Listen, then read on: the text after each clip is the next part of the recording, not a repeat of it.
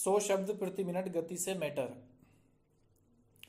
महोदय, गत दिवस भारतीय उद्योग परिसंघ का वार्षिक अधिवेशन दिल्ली में हुआ, जिसमें प्रधानमंत्री ने ओजपूर्ण भाषण देते हुए 7 से 8% की वृद्धि दर प्राप्त करने तथा अगले 2 वर्षों में भारत को विश्व की एक महत्वपूर्ण शक्ति के रूप में उभारने का संकल्प व्यक्त किया तथा इसके लिए एक कार्य योजना भी प्रस्तुत की। उन्होंने उद्योग व्यापार के नियमन के सभी कानूनों की समीक्षा करने के लिए आयोग का गठन करने, पुराने उपयोगिता खो चुके कानूनों को समाप्त करने, विदेशी मुद्रा कानून की जगह नया कानून लाने, विदेशी निवेश प्रोत्साहन बोर्ड के अधिकार बढ़ाने, कंपनी का कानून का कार्यकलाप करने, राष्ट्रीय आवास तथा राष्ट्रीय सूचना नीति आदि बनाने की घोषणा की। प्रधानमंत्री ने कहा कि घरेलू उद्योगों के बारे में कोई भी सरकारी आदेश व्यापक विचार विमर्श के बाद ही जारी किया जा सकता है। देश में आधारभूत ढांचे के विकास को देखते हुए 100 करोड़ रुपए से अधिक लागत की बिजली, सड़क, पुल, बांध आदि परियोजनाओं पर प्रधानमंत्री कार्यालय सीधे निगरानी रखेगा। सरकार इस बात को सुनिश्चित करेगी कि किसी भी स्वदेशी या विदेशी पूंजी निवेश के प्रस्ताव का निश्चित अवधि के अंदर उत्तर दिया जाए। प्रधानमंत्री कार्यालय ऐसी सभी परियोजनाओं की मासिक प्रगति रिपोर्ट पर नजर रखेगा और यह प्रयास किया जाएगा कि वे अपनी निर्धारित अवधि के भीतर पूरी हों। सरकार ढांचागत विकास में निवेश को और अधिक बढ़ाएगी। निजी क्षेत्र के निवेश को पहले से कहीं अधिक महत्व मिलेगा। सरकार विभिन्न आर्थिक संसाधनों को निवेश में लगाने के लिए शीघ्र ही विभिन्न योजनाएं शुरू करेगी। जहां श्री वाजपेयी ने उद्योग व्यापार को बढ़ाने के लिए अधिवेशन में यह घोषणाएं की, वहीं उन्होंने कहा कि अभी तक हमारी सरकारें उद्योग व्यापार को समझने में विफल रही हैं। वहीं उद्योग व्यापार भी सरकार को समझने में विफल रहा है।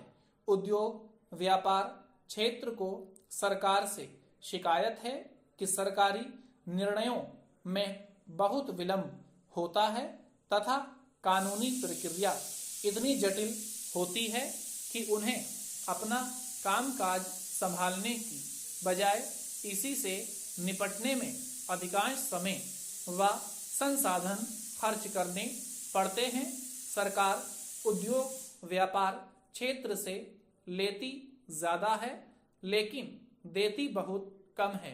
अर्थव्यवस्था के उन क्षेत्रों में भी सरकारी हस्तक्षेप होता है जहां उसकी कोई आवश्यकता नहीं है।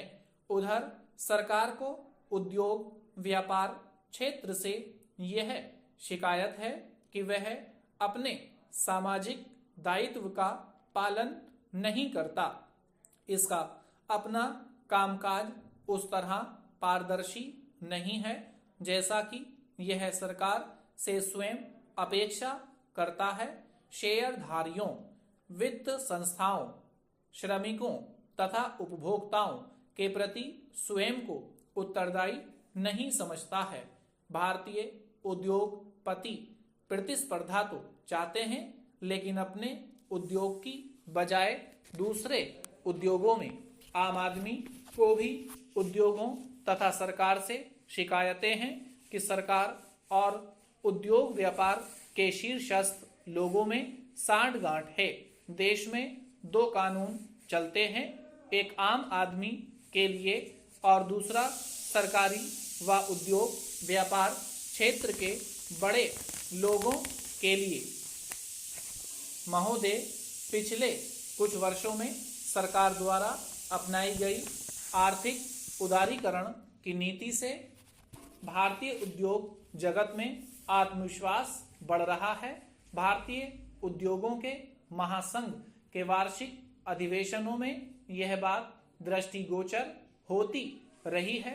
यह सही है कि पिछले वर्षों में देश में राजनीतिक अस्थिरता के कारण 3 वर्षों में उनके अधिवेशन को 3 प्रधानमंत्रियों ने संबोधित किया।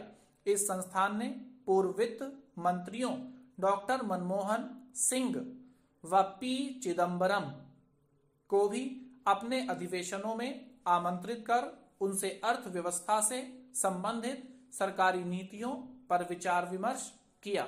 वहीं उद्योगी व्यापार के समक्ष आने वाली समस्याओं को उनके सामने रखा। इस वर्ष के वार्षिक अधिवेशन में प्रधानमंत्री, वित्त मंत्री, कांग्रेस अध्यक्ष तथा पूर्व प्रधानमंत्री आमंत्रित थे।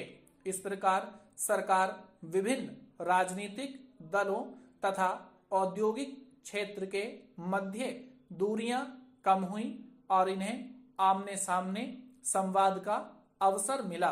देश के उद्योगों को पिछले कई दशकों तक जिस लाइसेंस राज, रिश्वत तथा लाल फीताशाही के कारण भारी कठिनाइयों के दौर से गुजरना पड़ा, उसमें अब काफी परिवर्तन आ रहा है।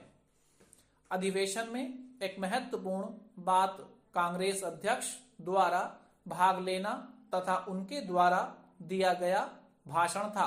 उनका देश के उद्योग क्षेत्र के शीर्षस्थ लोगों से पहली बार इस प्रकार आमना सामना हुआ और उन्होंने बड़ी सूझबूझ का परिचय देते हुए अपने भाषण में कहा कि कांग्रेस सरकार को आर्थिक सुधार कार्यक्रमों में रचनात्मक सहयोग देने के लिए तैयार है। देश की आर्थिक उन्नति के लिए अगर कानूनों में बदलाव की आवश्यकता पड़ती है तो उनकी पार्टी संसद में उसका समर्थन करेगी।